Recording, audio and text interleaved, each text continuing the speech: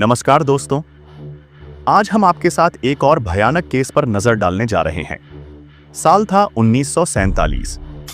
भारत की आजादी से ठीक 10 दिन पहले यानी 5 अगस्त 1947 को पिचाई राजगोपाल नाम का एक बच्चा तमिलनाडु राज्य के एक छोटे से गांव पुनैयाड़ी में पैदा हुआ।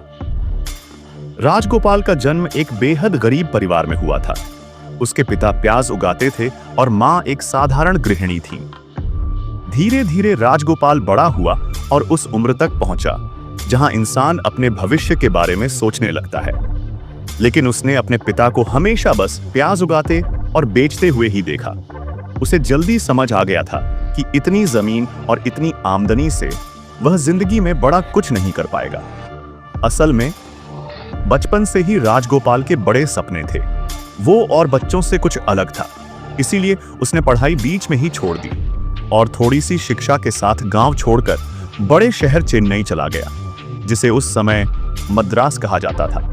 उस वक्त राजगोपाल एक किशोर था और उसे पैसे कमाने की धुन सवार थी, लेकिन उसके पास कोई हुनर नहीं था, इसलिए अच्छी नौकरी भी नहीं मिल रही थी। वो छोटे मोटे काम करता रहा, कभी रेस्टोरेंट साफ करना, कभी बर्तन धोना, कभी चाय बनाना।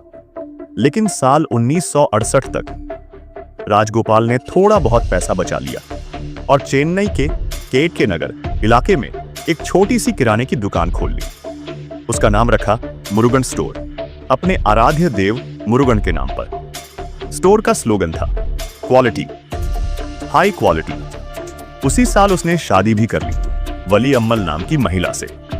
दुकान धीरे धीरे चलती रही और देखते ही देखते 8 साल बीत गए। लेकिन शुरू से ही राजगोपाल ज्योतिष में गहरी आस्था रखता था।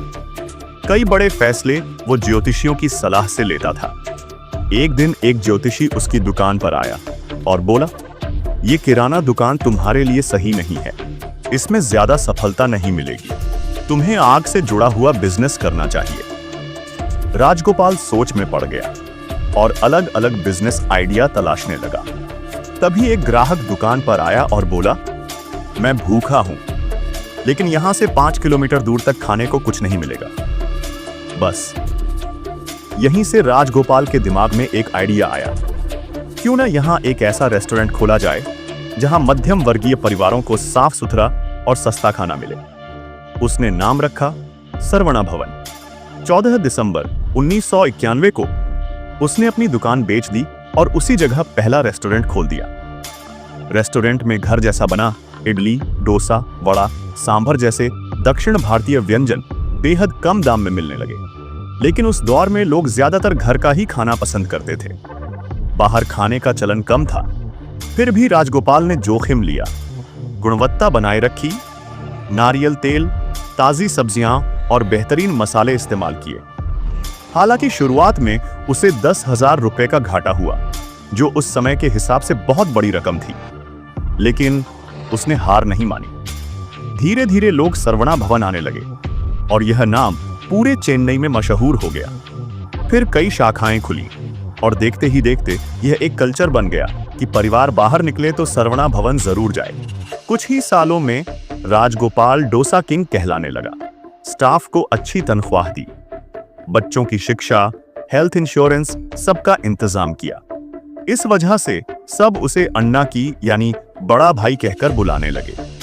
90 के दशक तक सरवणा भवन पूरे भारत में फैल चुका था और फिर विदेशों में भी। सिंगापुर, मलेशिया, थाईलैंड, हांगकांग, सऊदी अरब, Qatar, France, Germany, Britain, America, Australia, New Zealand. 2000 में दुबई में पहला आउटलेट और आज न्यू जर्सी वाला आउटलेट सबसे बड़ा और व्यस्त है। लेकिन यही सफलता उसके जीवन का सबसे बड़ा मोड़ भी साबित हुई। राजगोपाल ने 2 शादियां की, लेकिन दोनों असफल रहीं। फिर एक ज्योतिषी ने कहा, तीसरी शादी से उसे और सफलता मिलेगी। तब उसकी उम्र 51 साल थी। इसी दौरान उसके एक असिस्टेंट मैनेजर की 22 वर्षीय बेटी जीवा होती सामने आई। जीवा ने लव मैरिज की थी प्रिंस संथा कुमार नामक शिक्षक से। बिजनेस शुरू करने के लिए राजगोपाल से मदद मांगी, लेकिन राजगोपाल उस पर फिदा हो गया। उसने तय कर लिया कि वही उसकी तीसरी पत्नी बनेगी। इसके बाद तो उसने जीवा का पीछा करना, गिफ्ट भेजना और यहां तक कि उसके पति प्रिंस को धमकाना शुरू कर दिया। प्रिंस और जीवा डर गए और शहर छोड़ने की सोचने लगे, लेकिन राजगोपाल के गुंडों ने उन्हें रोक लिया। 28 सितंबर 2001 को प्रिंस का अपहरण कर लिया गया। 14 दिन बाद वह लौटा और पुलिस में शिकायत भी की, लेकिन पुलिस ने कोई कार्रवाई नहीं की क्योंकि सामने था डोसा किंग। 24 अक्टूबर 2001 को प्रिंस और जीवा का फिर अपहरण हुआ। प्रिंस को कोडाईकनाल की पहाड़ियों में ले जाया गया।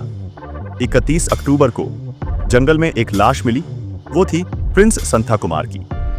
जीवा ने हत्या का आरोप सीधा राजगोपाल पर लगाया। मीडिया में खबर फैली, दबाव बढ़ा और आखिरकार पुलिस ने राजगोपाल को गिरफ्तार किया।